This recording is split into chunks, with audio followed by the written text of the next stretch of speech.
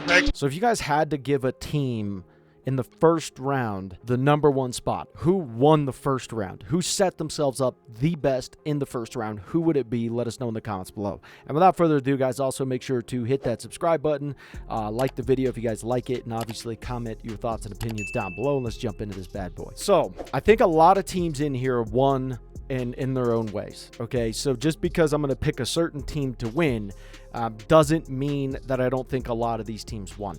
And I want you to understand something. Winning the first round or even winning the draft does not mean you drafted the best player.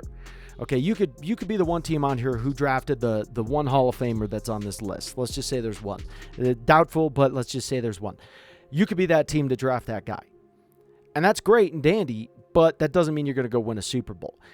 I believe who wins the draft and even the first round is the team that put themselves in the best situation to solve their individual problems, to put themselves in the best spot to go win a Super Bowl. So for me, if I had to give the winner, or I had to give a team the winning spot of the first round, I'm going Cleveland.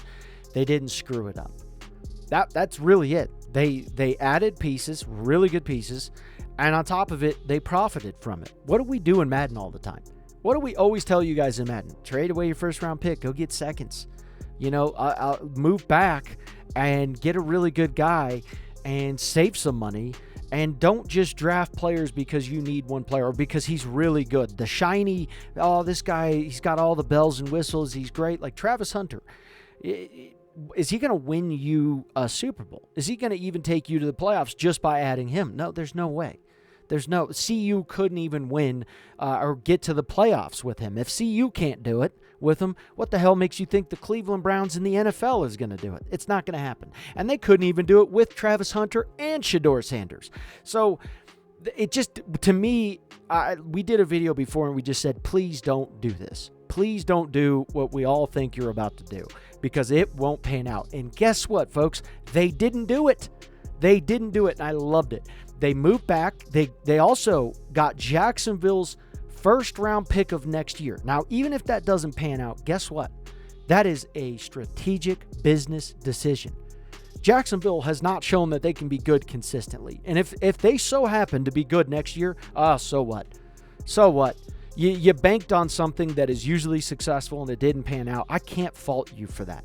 I can't fault you for that. You turn around, you draft Mason Graham, the D tackle out of Michigan. You want to know why Ohio State and Alabama struggled against Michigan? Two powerhouses like that with NFL offensive lines. Because they had two D tackles that, in my opinion, are probably going to be Pro Bowlers. That have a good opportunity to even etch their name into the Hall of Fame if they play up to their capabilities. And you just added a juggernaut on the defensive line. Mason Graham and Grant are juggernauts, okay? And now that Michigan doesn't have them, I don't know what Michigan's going to look like this next year. We'll talk about that in another video, but my God, those two D tackles are insane.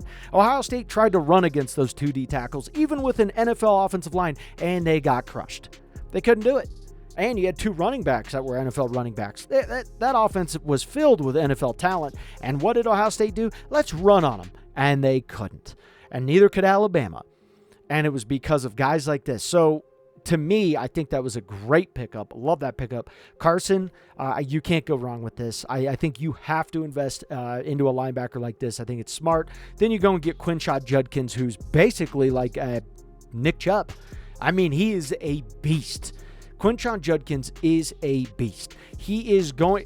I love Trey Henderson, okay? I think Trey Henderson's a dog. He is the most electric running back in this draft class because you can give him the ball from anywhere, and I don't care what his 40-yard dash says. That man has got football speed, football speed, football speed. However, Trey Henderson he's a little bit too violent, in my opinion, for his britches. I love him. I absolutely love him, and I would definitely draft him. However, Quinshon Judkins is a little more sturdy. Okay, he's a little bit, yeah, he could get injured, but man, did you just land yourself a beast, an absolute beast.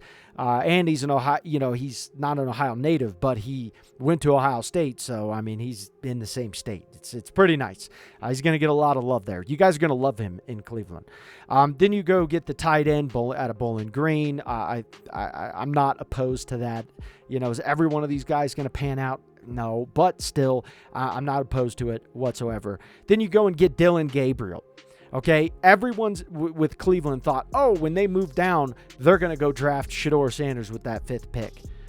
And a lot of people were like, please don't do this. And they didn't. Thank God they didn't. Then they go and get Dylan Gabriel. Dylan Gabriel has fought for every rep.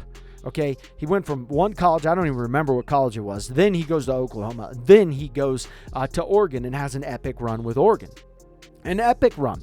He's very accurate, okay, very cerebral. He is also very mobile as well. He's not easy to take down, or not easy to even catch, to be honest with you. And I like what I see from Dylan Gabriel because he is a true competitor. And you got to remember something. The quarterbacks that are on this list here, there's a lot of college teams that were willing to pay millions of dollars to. Okay, millions and millions of dollars to, because they knew these quarterbacks were good. So I'm impressed. You go and grab Dylan Gabriel. Then you get Dylan Sampson, which I think is a good running back. I think you can get a lot from Sampson. Okay, I am impressed with the play that I have seen from him.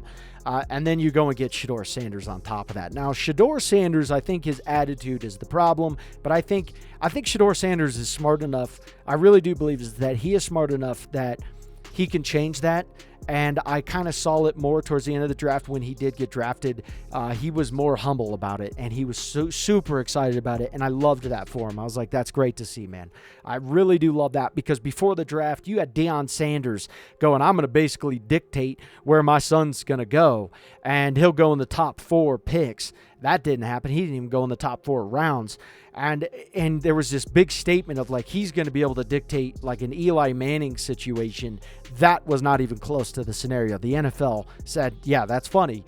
Just wait and see what happens. They go and get 2 quarterbacks at a discount. 2 of them at a discount. I got to give it to Cleveland on this. I think adding Shedeur Sanders, Dylan Gabriel, I think adding all the other pieces that you added, I love the fact that they're pulling some Madden moves here, and they're really just saying, hey, we're going to have a quarterback battle instead of we're going to bank everything on one quarterback. That was their philosophy always. For years and years and years, they would draft a quarterback high, or they would trade for one like Deshaun Watson. It just didn't pan out. They put all their eggs in one basket.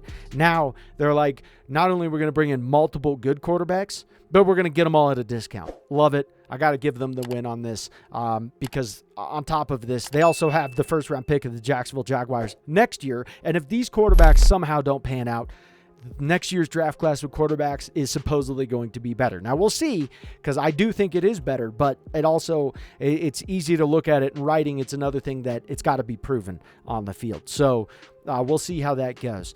And I absolutely love what they did here. Great job, Cleveland.